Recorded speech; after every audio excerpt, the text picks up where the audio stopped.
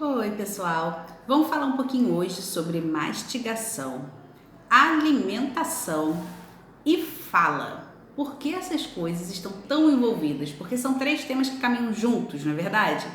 Bom, em primeiro lugar, é bom a gente lembrar de todo aquele processo de desenvolvimento da criança inicial, desde que ela nasce, vai para o peito da mãe, né? Até aquele processo de desde mama, introdução alimentar e as primeiras palavras.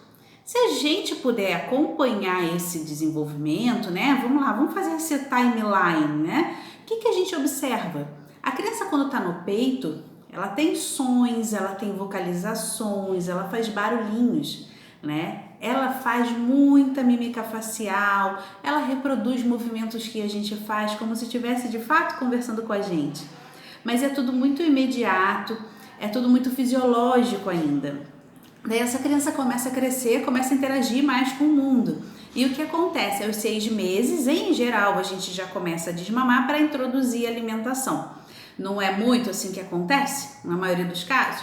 E aí começa a entrar o quê? Raspinha de fruta, suquinho, alguns alimentos, daí tua pediatra vai te orientando nesse processo, né? E ao mesmo tempo essa criança senta.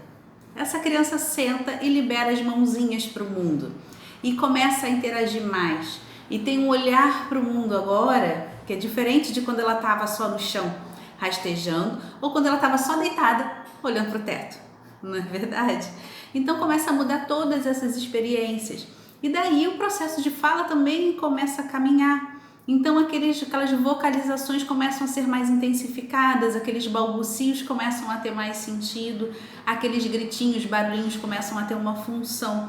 Função essa que nós adultos que mediamos, que estamos em contato com essa criança, vamos oferecendo e oportunizando aquele barulhinho que a gente escuta, não é?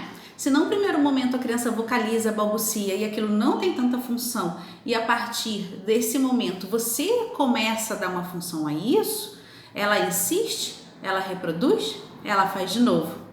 É assim que acontece. E aí a gente estava falando que a comida também caminha junto, mastigar anda junto. Por quê? Eu já estou com uma nova estrutura orofacial, minha boquinha está com outro tamanho, minha musculatura tem outra força, né? E o que eu vou fazer? Eu vou começar a modificar esses alimentos que eu estou oferecendo para essa criança, né? Então, aquele purezinho, ele começa a ficar mais grosso, com pedacinhos, e eu começo a fazer movimentos de apertamento, e isso tudo começa a me desenvolver mais, em termos de musculatura, em termos de postura de língua, em termos de força, né? E aí eu começo a preparar essa criança para virar mini gente. Então ela quer pegar a comida e trazer a boca. Olha a apreensão.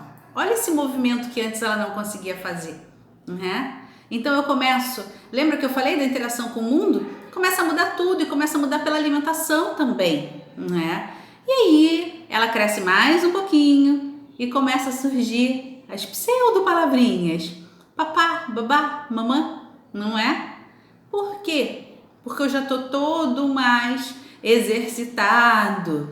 Então pensa que aquela criança que fica até quase 1 ano de idade, ainda muito no leite, ainda muito no purezinho, nas comidinhas molinhas, naquela carne hiper desfiada e macia, né? O quanto de força de exercício ela deixou de fazer se a gente comparar com a criança que está percorrendo de forma natural esse caminho, tá? Como é que eu vou chegar a 1 ano de idade, 1 ano e meio e conseguir fazer uma diferenciação do b pro p?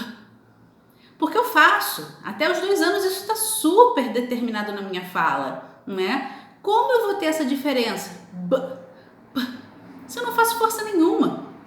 Como eu vou ter a diferença? T, d. Se é o mesmo ponto articulatório, o que é isso? A minha língua bate no mesmo lugar para fazer essa força. Eu preciso só mudar a intensidade que eu estou dando. Pensa que dificuldade que é discriminar um do outro. Por mais que eu escute e eu perceba que ele tem diferença, eu não consigo fazer, porque eu não tenho força para isso, né? Então a alimentação, ela está sim muito envolvida, toda essa reorganização muscular que é necessária para que a fala aconteça também, tá? Então Então fica a dica aí para vocês e também uma parte do entendimento de por que na dificuldade, tanto da transição alimentar, quanto de processos de fala, né? Quanto de alimentação mesmo, não como quase nada, chato para comer, eu desisto, dou uma madeira para completar, né? É importante a avaliação de uma equipe multidisciplinar. O fonoaudiólogo não vai fazer o trabalho sozinho, o odontopediatra também não, o nutricionista muito menos, né? O acompanhamento ele tem que ter uma diversidade de olhar para que você consiga entender o que está acontecendo com aquela criança e que forma é melhor tratar, tá? Então fica aí uma pequena dica para vocês. Pode colocar aí nos comentários, claro, as suas dificuldades, as suas dúvidas e eu vou respondendo. Um grande beijo!